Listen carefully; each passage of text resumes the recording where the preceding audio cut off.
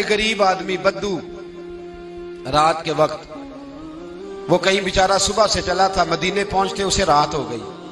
اس نے ڈرتے ہوئے نا خیمہ ہی باہر لگا لیا. جہاں رات ہوئی نا آدھی رات ہو گئی، 1-2 بجے سمجھ لے پہنچا مدینے، تو اس نے باہر نے خیمہ لگا لیا.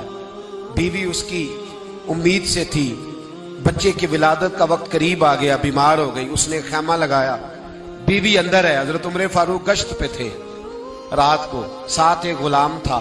حضرت عمر فاروق رضی اللہ تعالیٰ عنہ کہنے لگے وہ آگ جل رہی ہے تھوڑی سی، پتہ کرو کون ہے. تو آپ کا غلام پتہ کرنے گیا تو بدو نے ڈانٹ دیا، کہنے لگے جاؤ تمہیں کیوں بتاؤں. حضرت عمر خود گئے، کہنے لگے مسافر بھائی بتا تو صحیح. کہنے لگا جی چھوڑے، میں آپ کو کیوں بتاؤں، میں کون ہوں، کیسے آیا ہوں. فرمایا خیمے کے اندر سے کرہنے کی آواز آتی، کوئی درد سے چیخ رہا ہے، بتا ہمیں بات کیا ہے. کہنے لگا جی میں فلاں بستی فلاں علاقے کا ایک غریب ہوں، امیر المومنین عمر فاروق سے ملنے آیا ہوں، اور رات ہو گئی ہے تو یہاں خیمہ لگایا ہے، صبح میں ان سے مل کے چلا جاؤں گا.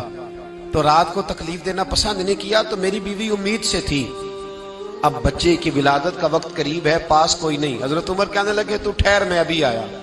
چہرے پہ نقاب ہے، اسے بتایا نہیں میں ہی امیر المومنین. عمر دوڑے گئے، اپنی زوجہ سے کہنے لگے اگر تجھے بہت بڑا اجر مل رہا ہو تو حاصل کرے گی. کہا کروں گی. تو کہنے لگے چل پھر میرے ساتھ، بہت بڑا اجر ہے.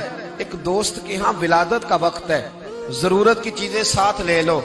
اس عورت نے تھوڑے دانے لے لیے، گھی لے لیا. حضرت عمر سے کہنے لگی لکڑیاں اکٹھی کر لیں.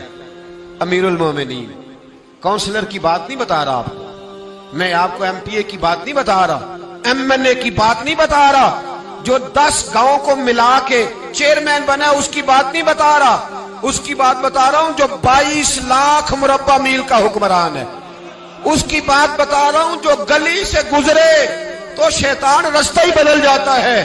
اس کی بات بتا رہا ہوں جس کے بارے میں میرے مصطفیٰ کریم صلی اللہ تعالی علیہ وآلہ وسلم نے فرمایا میرا عمر تو وہ ہے کہ 950 سال حضرت جبریل بھی اس کی شان بیان کرے تو عظمت ختم نہیں ہوتی.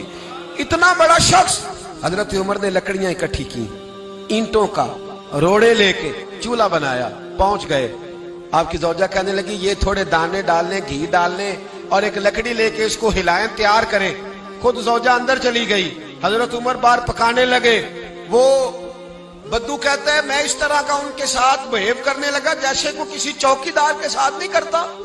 میں نے سمجھا یہ عمر نے چوکیدار رکھے آنے جانے والے مہمانوں کا. میں کبھی پانی کا پیالہ مانگتا، کبھی کوئی بات، عمر دوڑے جاتے، کبھی پانی لاتے. او مسلمانوں، او میرے رسول کے غلام عزیزو، حضرت عمر فاروق. وہ غلام کہتا ہے میں عمر سے کہتا، میں کہتا غلام پانی لا تو عمر دوڑ کے پانی لاتے. میں کہتا تجھے گھی پکانا بھی آتا ہے، پہلے بھی کبھی پکایا ہے؟ تو عمر فرماتے کوشش تو کر رہا ہوں. میں کہتا پہلے بھی کبھی تیری بیوی نے یہ کام کیا ہے؟ تو حضرت عمر کہنے لگے مجھے یاد نہیں، پوچھ کے بتاؤں گا. کہتے ہیں کیا رنگ تھا، کیا انداز تھا، کیا مصطفیٰ کی تربیت تھی، کیا انداز حضور نے سکھائے غلاموں کو. یہ کس طرح کا امیر ہے کہ یہ ہنڈیاں پکا رہا ہے، پھونکے مار رہا ہے ایک غریب کے لیے، دیہاتی کے لیے جسے جانتے بھی نہیں. اندر اس شخص کی بیوی کے ہاں بیٹا پیدا ہوا تو حضرت عمر کی بیوی اندر سے بول کے کہنے لگی امیر المومنین مبارک ہو، آپ کے دوست کے ہاں بیٹا پیدا ہوا ہے. جب کہا نا امیر المومنین مبارک ہو تو وہ شخص کہتا ہے میرے ہاتھ کانپنے لگے اور میں اس طرح دوڑا کہ میری پگڑی گر گئی. میں دوڑا تو عمر نے بلایا، کہا کدھر جاتے ہو؟ کہنے لگا آپ امیر المومنین ہیں، آپ امیر المومنین، آپ عمر ہیں. کیسر و کسرا جس کے نام سے کانپے آپ وہ ہیں، جسے مصطفیٰ نے دعا مانگ کے اللہ سے مانگا وہ والے عمر ہیں آپ، جس کے لیے علی المرتضیٰ فرماتے ہیں میں روز دعا کرتا ہوں وہ والے عمر ہیں، جس کے بارے میں ابو بکر صدیق نے فرمایا تھا کہ میں اللہ سے کہوں گا مولا جو تیرے محبوب کی امت کے حق میں سب سے بہتر تھا میں اسے خلیفہ بنا کے، وہ والے عمر ہیں. عمر امیر المومنین کی بیوی وہ تو خاتون اول ہوتی ہے، وہ تو ملکہ ہوتی ہے، اور تیری بیوی دائی بن کر ایک غریب کے بچے کے پاس بیٹھی رہی ولادت کے وقت. عمر امیر المومنین ہو کے تیری داڑھی ساری دھومے سے بھر گئی تو ڈیوٹی کرتا رہا. تو سیدنا عمر رو پڑے اور اس بدو کو سینے سے لگا کے کہنے لگے تجھے پتہ نہیں تو کہاں آیا ہے؟ اس شہر کا پتہ ہے؟ اس نے کہا حضور کہاں ہے؟ فرمایا یہ میرے نبی کا مدینہ ہے، یہ مصطفیٰ کا مدینہ ہے، یہاں امیروں کا استقبال نہیں ہوتا، یہاں غریبوں کے استقبال ہوتے۔